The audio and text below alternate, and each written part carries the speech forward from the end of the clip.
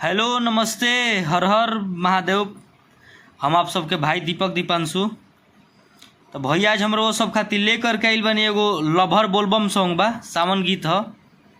ई lover matter बाटे। तो हमारा आशा ना पूरा विश्वास बा कि गाना ई मैटर शब्द आप सबके बहुत ही बेहद पसंद आई, अच्छा लगी। और आप सबके प्यार दुलार सपोर्ट और प्यार आशीर्वाद आप सबके अपने भाई दीपक दीपांशु को और चैनल के ढेर सारा देहब जा। तो चली भैया हमरो सबसे बता दी कि तर्ज बाटे कि गोराए लगलू। अभी जन प्रमोद भैया के गाना बाज रहल बाटे कि गरमी में गोरी गोराए लगलू, वही गाना पर ही गाना लेकर के आइल बानी। तो जे भी भाई अभी तक ले हमारे इस चैनल के सब्सक्राइब नहीं कइले, प्लीज़ आप लोग सब्सक्राइब करके बेल आइकन प्रेस कर ली, ताकि जो भी वीडियो लेकर के नोटिफिकेशन आप सबके पास पहुँचे, ताकि भैया आप सब उस वीडियो को देख सकी जा। और वीडियो अच्छा लगी तो भैया वो सबसे आग्रह बा, रिक्वेस्ट बा कि आप लोग ज़्यादा से ज़्यादा शेयर करब जा, लाइक करब जा, और आप लोग एक एक कमेंट अपन करके बताइब जा कि हाँ ये गाना लागल कैसन। और जे भी भाई के हमरा से पर्सनल गाना लिखवावे को कि म्यूजिक बनवावे को कि तो भाई हमारे नंबर पर संपर्क कर सकत लोग। हमारी नंबर डिस्क्रिप्शन बॉक्स में और वीडियो की स्क्रीन पर सभी जगह मिल जाई।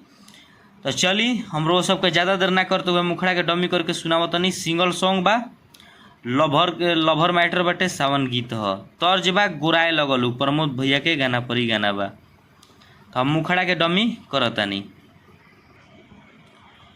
रोज रोज कर तारू दिया बारी, तुहरा पखुस होई है जाटा धारी। कि रोज रोज कर तारू दिया बारी, तुहरा पखुस होई है जाटा धारी। कि बेल पाता धतूर चढ़ाए लगलू, सावन में शिवाला जानू जाए लगलू हो। सावन में शिवाला तू जाए लगलू हो सावन में। तो हमनी के मुखड़ा रहा। चली रहो सबके फर्स्ट अंतरा की ओर लेकर के चलतानी। तो भैया हमनी के फर्स्ट अंतरा बाटे। तो आप सबसे बता दी कि आप लोग वीडियो में पूरा बनल रही जा, और वीडियो के ध्यान से देखब जा, ध्यान से सुनब जा, तो आप लोग के मैटर शब्द समझ में आ जाए कि का लिखले बनी। और अच्छा लगी तो प्लीज़ भैया रो सबसे यही आग्रह बा बस कि आप लोग अपने भाई के सपोर्ट करी जा और इस चैनल के सपोर्ट करी जा। और जे भी भाई के हमरा से पर्सनल गाना लिखवावे को कि तो भाई हमारे नंबर पर संपर्क कर सकता। चलिए हम ज़्यादा देर ना करते हुए रहो सबके फर्स्ट अंतरा के डमी करके सुनावता नहीं। का मांगो तारू बाबा से कके दर्शन हो, अब बाहरा आजकल रह तारू तू परसन हो। कि बाड़ू छोट दोसर चक्कर में पड़ तू जन, आ बाबा तुहरा के बुद्धि अभी देश निमन। कि पूरा भक्ति में तू तो निशाहे लगलू, आ सावन